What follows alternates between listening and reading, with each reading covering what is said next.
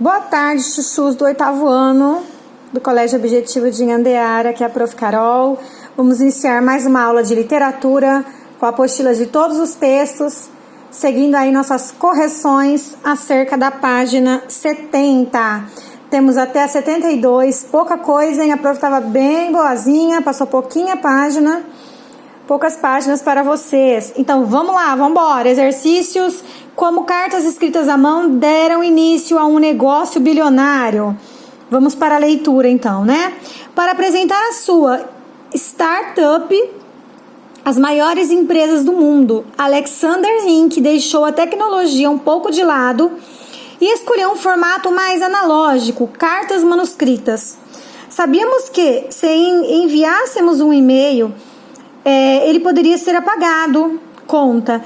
E se mandássemos cartas impressas ou escritas à máquina, os secretários as abririam e jogariam fora.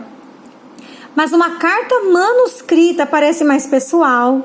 Poderia ser uma nota escrita por um parente ou amigo, contou ele à série da BBC The Boss, que traça o perfil de líderes empresariais de todo o mundo.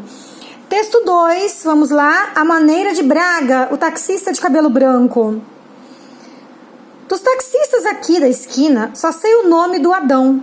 Na primeira vez que peguei seu táxi, ele apontou para fora da janela e disse: olha só, as goiabeiras da Henrique Schaumann estão carregadas.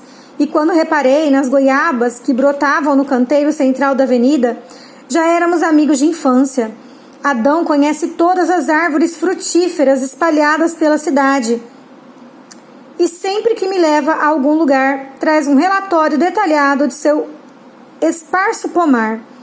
Conta que as jacas do Parque da Luz estão quase caindo em cima dos carros, que a mangueira da Avenida Pacaembu está atraindo um bando de maritacas, que houve um bafafá na Zona Leste porque a prefeitura ameaçou cortar um abacateiro lá na rua Padre Adelino.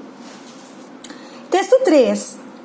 Camila Coutinho revela que só teve um emprego antes de ser blogueira. Só tive um emprego antes do blog. Era assistente de estilista em uma marca e fazia faculdade na época. De repente, recebi uma mensagem de outra marca querendo anunciar comigo. Conversei com meu pai, meu guru até hoje, que disse: só vai. Daí comecei as atividades, revelou a blogueira Camila Coutinho. Além disso, Camila contou na entrevista quais foram suas inspirações no mundo da moda e com quais celebridades ela estabeleceu contato para construir sua carreira. Bom, pessoal, nós tivemos aqui 3 textos para que vocês analisem agora, interpretem corretamente, né, aí a finalidade de cada um deles. Identifique qual dos itens corresponde a cada um dos trechos lidos, justificando suas escolhas. Então, olha só. Trecho de crônica. Onde vocês viram aqui trecho de crônica? Vocês encontram aqui alguma característica de crônica? Né? Onde a gente encontra trecho de crônica é no texto 2, a maneira de Braga, né? O taxista. Porque a crônica, relembrando, é um texto que traz assim um assunto corriqueiro, né? Um assunto do cotidiano, é algo simples. Então aqui quando ele conta das frutas, da situação ali do taxista, ele está trazendo isso muito perto da nossa realidade, né? Como se de fato isso tivesse acontecido. É um texto que parece real. Um texto introdutório de entrevista. Qual deles você enxerga um texto introdutório de entrevista? É o texto 3, de Camila Coutinho. Ali dá para entender, né? Uma entrevista, ela traz algo inicial sobre o entrevistador para depois começar as perguntas. E um trecho de reportagem, como não poderia deixar de ser, cartas escritas à mão que deram início a um negócio bilionário. Então, eu espero que tenha ficado claro. Um texto de reportagem, né?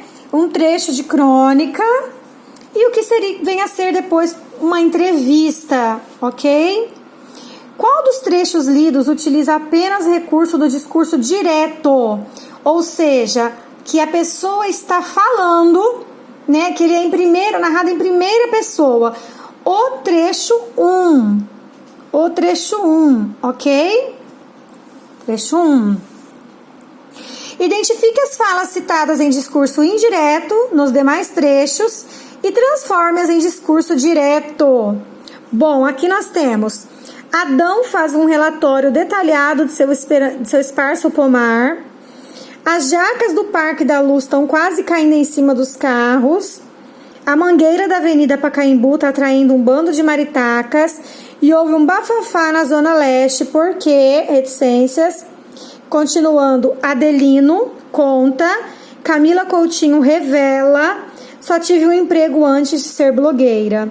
Ok? Identificar as falas citadas em discurso indireto nos demais trechos. Então, quando nós temos Coutinho revela, quando nós temos aí alguém contando, né, o que alguém vai dizer, nós temos o discurso, a fala citada em discurso indireto.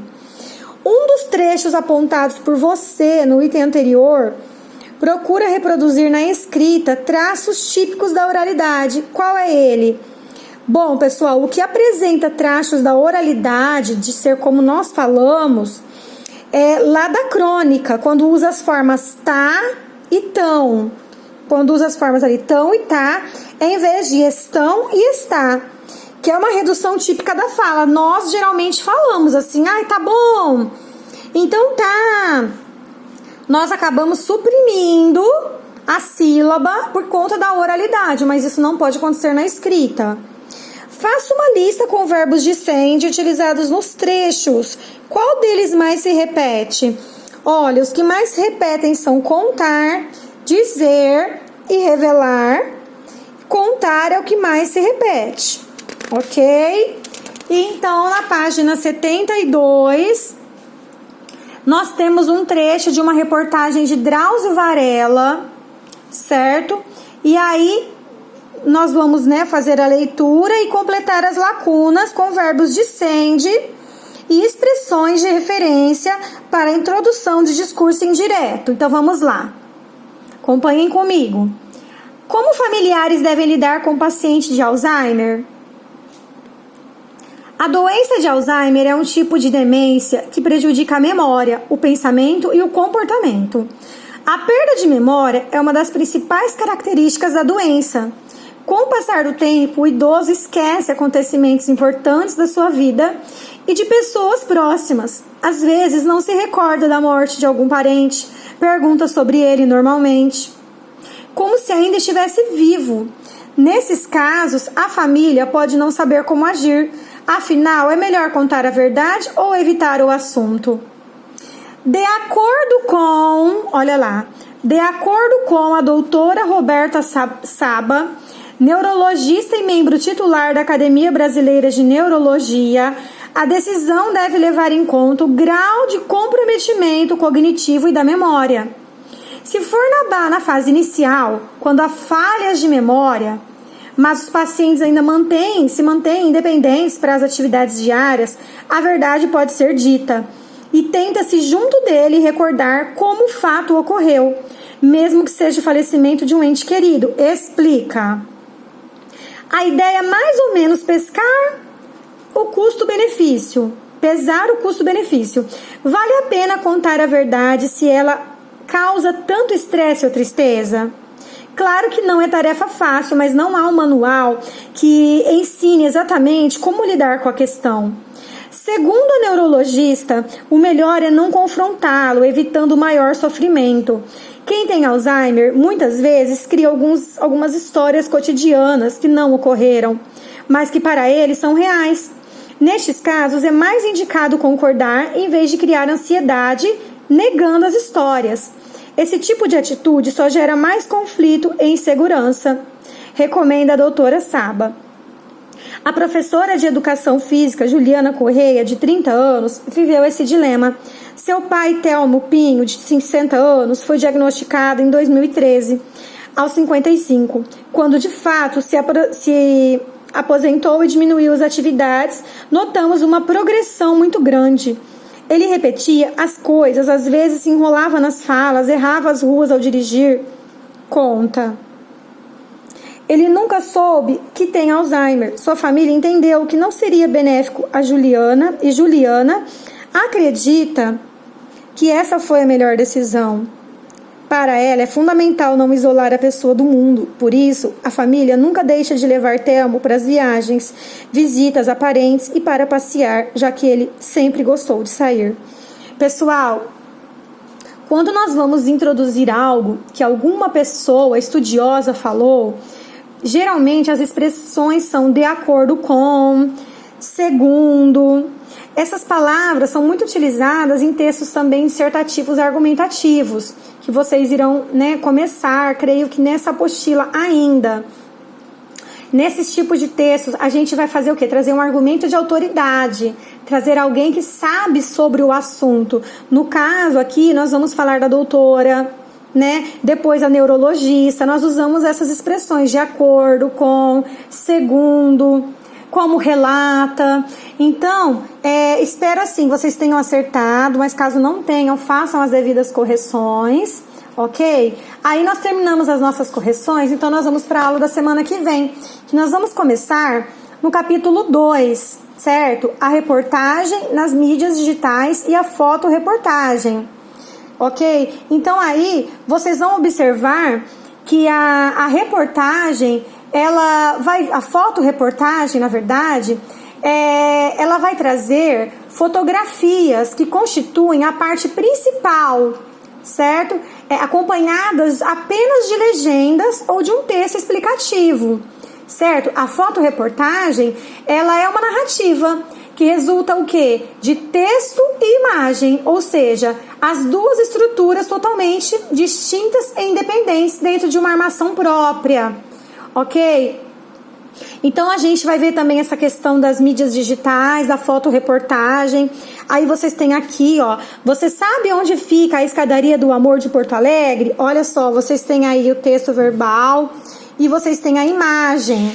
Aí vocês farão as atividades a seguir, das páginas a seguir, que eu vou enviar em PDF. Qualquer dúvida vocês podem me mandar, mas segue a mesma linha da interpretação anterior. Ainda assim, continuamos trabalhando com reportagem, mas agora acrescentando a fotoreportagem, certo? E reportagem nas mídias digitais. Espero que vocês tenham corrigido e que estejam bem animados. E aí, semana que vem, a gente se encontra na videoaula para fazer as devidas correções. Qualquer dúvida, me envie no grupo ou no particular. Um beijo no coração e fiquem com Deus.